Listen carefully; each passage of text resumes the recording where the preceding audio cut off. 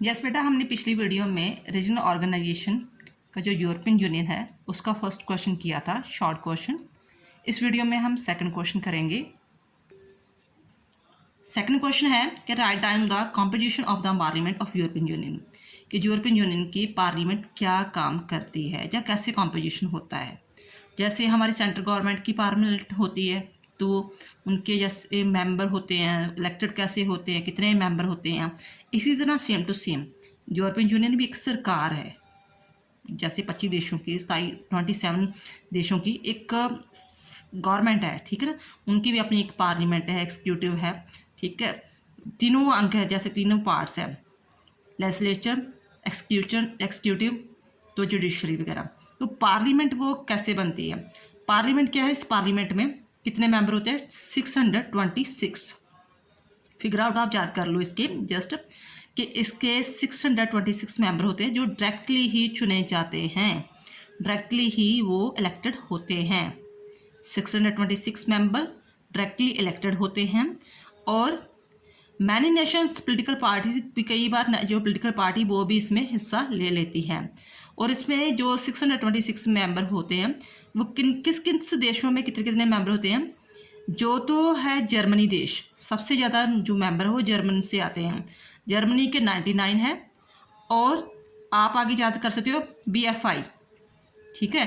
BFI यानी कि B से हो गया ब्रिटिश वगैरह कह सकते हो आप, या इंग्लैंड कह लो, फ्रांस एंड इटली, जहाँ से 87 मेंबर आते हैं, ठीक है। तीनों देशों से 87 वगैरह। और स्पेन से 64।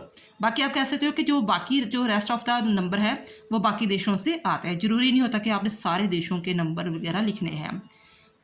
दो बातें, पहले तो इसके 626 मेंबर हैं तो वो डायरेक्टली इलेक्टेड होते हैं। सेकेंडली, और जो सबसे ज़्यादा मेंबर जो इनके हैं वो जर्मन से हैं, 87 जो है BFI के मेंबर वगैरह हैं। और बाकी जो रेस्ट है वो बाकी दूसरी कंट्रीज़ वगैरह के मेंबर होते हैं।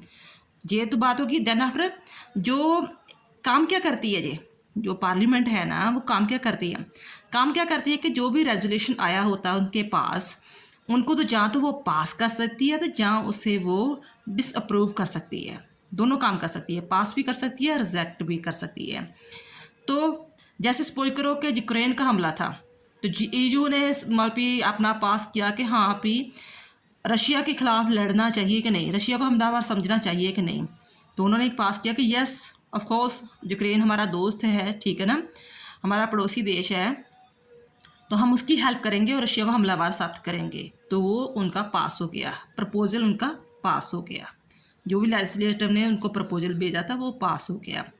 तो अगर उनको लगता था नहीं तो वो 2/3 मेजॉरिटी के साथ उस रेजोल्यूशन को डिसअप्रूव भी कर सकती थी, ठीक है। और ये दूसरी बात होगी। और तीसरी बात, अगर कोई और नया मेंबर इसका मेंबर बनना चाहता है, जैसे 27 इसके मेंबर है, कोई और देश इसका मेंबर बनना चाहता है तो उस पर भी ये विचार करती है। फिर फिगर आउट कर लो, 626 इसके मेंबर होते हैं, डायरेक्टली इलेक्टेड होते हैं। और काम क्या करते हैं कि जो भी रेजोल्यूशन आते हैं उसके पास, उसको पास करना या रिजेक्ट करना, ये काम करते हैं। और क्या कोई नया देश किसी नए देश को मेंबरी देनी है या नहीं देनी है, इस चीज़ का डिसीजन लेते हैं। आई होप इस चीज़ की आपको समझ में आ गई होगी। थैंक्स बेटा।